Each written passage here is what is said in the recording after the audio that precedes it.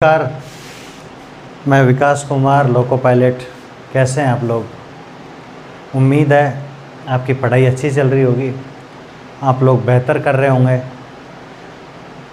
काफ़ी स्टूडेंट्स की फरमाइश थी कि सर एक ऐसा वीडियो बनाओ जिसमें हम एक्सपेक्टेड कट ऑफ का पता लगा सकें, हम हमारे लेवल को जांच सकें कि क्या हम पढ़ रहे हैं उस हिसाब से हमारी कट ऑफ क्वालिफाई हो सकती है क्या। क्योंकि उनको ये भरोसा रहता है कि सर जो बताएंगे वो बेस्ट बताएंगे। तो मैंने काफ़ी बार इग्नोर भी किया, मैंने उनको बोला भी कि आप तैयारी कीजिए, कट ऑफ में कुछ नहीं रखा है। लेकिन कहते हैं सर रिक्वेस्ट है आपसे एक वीडियो बना दीजिए। सभी लोगों ने बना दिया है। आप लोग सबसे पीछे रहते हो, लेकिन जब भी आते हो तो चुस्त आते हो, दुरुस्त आते हो, तंदुरुस्त आते हो। इसलिए मैं आज आपके लिए एक्सपेक्टेड कट ऑफ एएलपी का 2024 का बता रहा हूँ।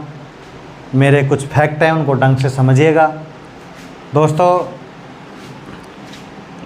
CBT 1 का मैं बताना चाहूँगा, क्योंकि जब आपको CBT 1 के ज़रिए एंट्री नहीं मिलेगी, यदि आपका CBT 1 क्वालिफाई नहीं हुआ तो आपको साइको का, मेंस का कट ऑफ जानने का कोई अधिकार नहीं है। क्योंकि जब आपका गेट है, इस गेट के ज़रिए मान लो यहाँ पर जाने का, इस क्लासरूम में जाने का यही एक गेट है।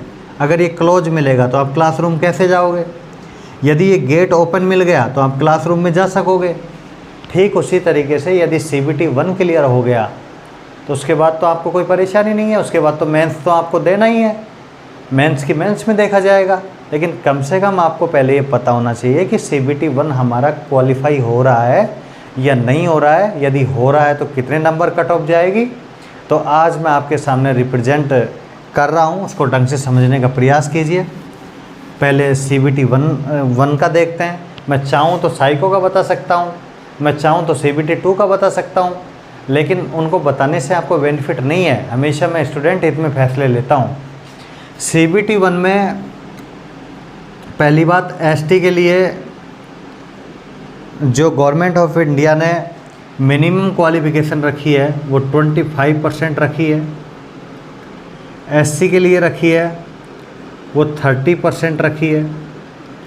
OBC NCL के लिए, OBC NCL का मतलब नॉन क्रीमियर लेयर, जिनको रिजर्वेशन मिलता है, ऐसे OBC कैंडिडेट जिनको रिजर्वेशन मिलता है, उनको भी 30% रखा गया है।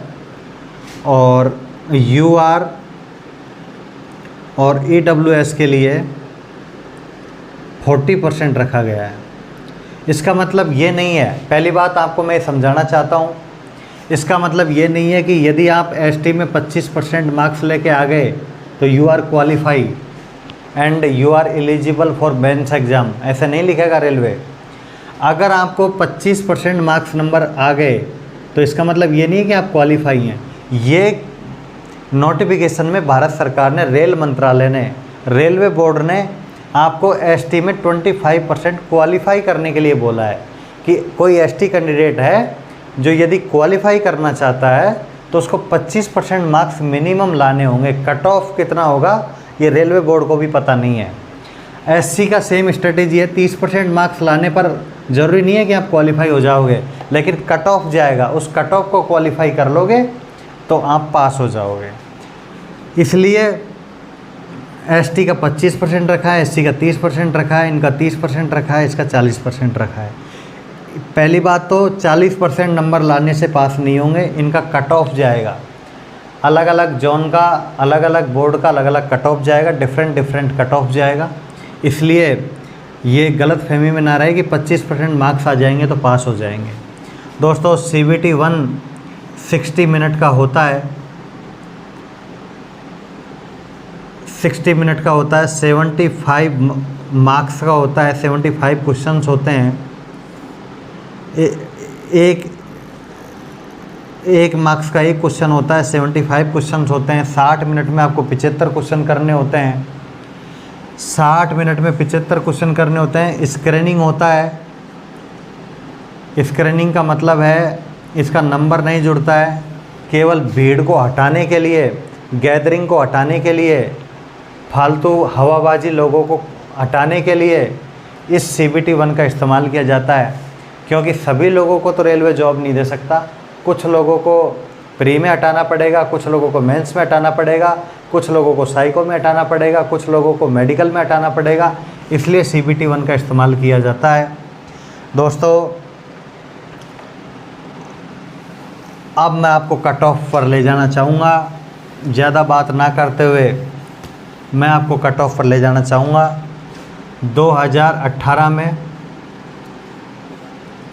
जनरल की कट ऑफ मैं आपको मोटा मोटा बता देता हूँ।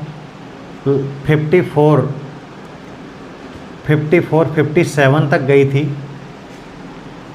जनरल की SC की कट ऑफ 44 तक गई थी। ST की कट ऑफ 33 तक गई थी और EWS की कट ऑफ भी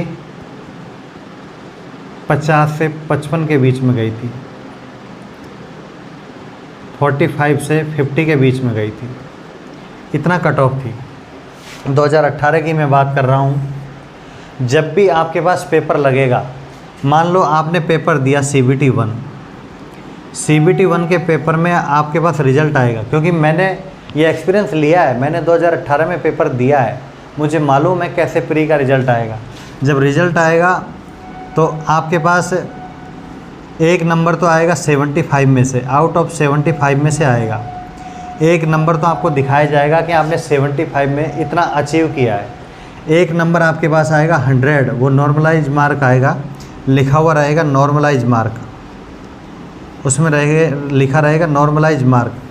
मान लो आपके 75 में से 40 नंबर आया, मान लो मेरे 40 नंबर आया, तो ये 75 में से 40 आया, आउट ऑफ 100 करेंगे तो मान लो ये 60 आ गया, तो आपका 60 नंबर काउंट होगा, आपका 60 नंबर काउंट होगा, आपका 40 नंबर काउंट नहीं होगा। 40 नंबर आपके 75 से आया है, तो इसका मतलब यह है कि हमेशा जो कट ऑफ निकलेगी वो आउट ऑफ 100 निकलेगी। दोस्तों ये जो नंबर है 54, 44, 33, 45, ये नंबर आउट ऑफ 100 में से है, ये नंबर 75 में से नहीं है, ये नंबर आपके 100 में से है। तो अब कट ऑफ कितनी जा सकती है, उस कट ऑफ का मैं आपको बता सकता हूँ, उस कट ऑफ को ढंग से समझिएगा। दोस्तों आपकी जनरल की कैंडिडेट और EWS की कट ऑफ वही 50 से 55 होनी है, आउट ऑफ 100। आपकी OBC NCL की कट ऑफ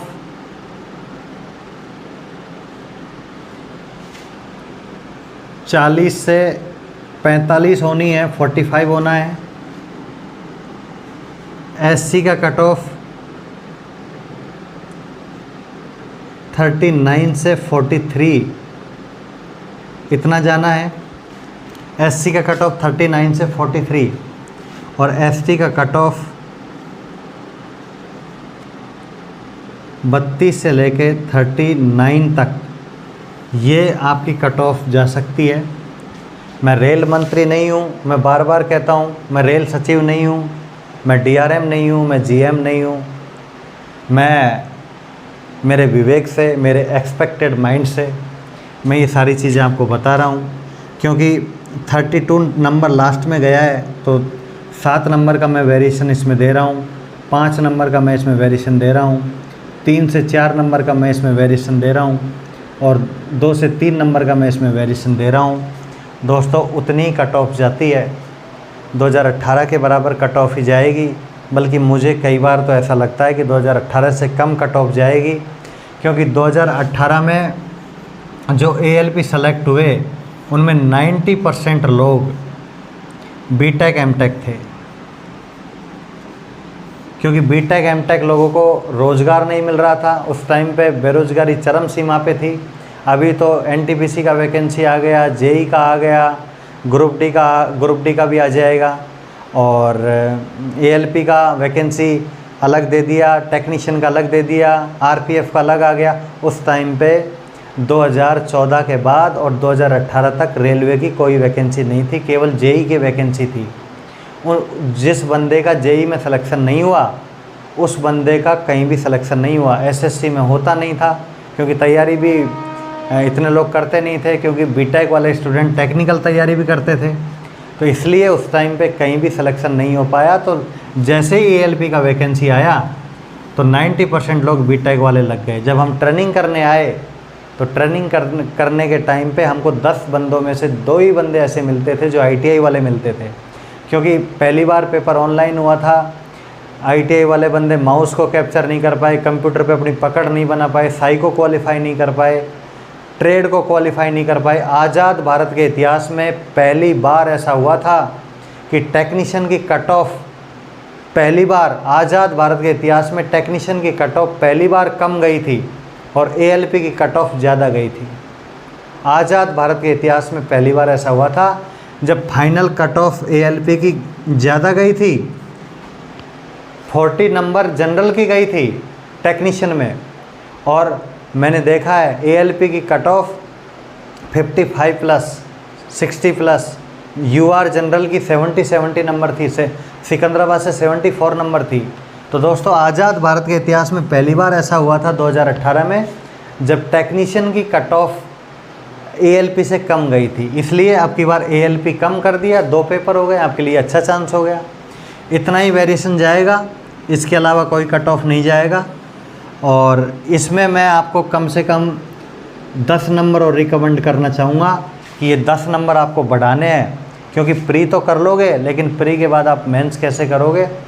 मेंस करने के लिए आपको आपकी वो तैयारी जो चल रही है उस तैयारी को प्री के बाद जब आप आयाम दोगे, उसको बड़े हाई लेवल पर रखोगे, तो आपको कम से कम 10 नंबर की और ज़रूरत पड़ेगी, क्योंकि मेंस में आपके पास मार्किंग का 70% ही ऐड होता है।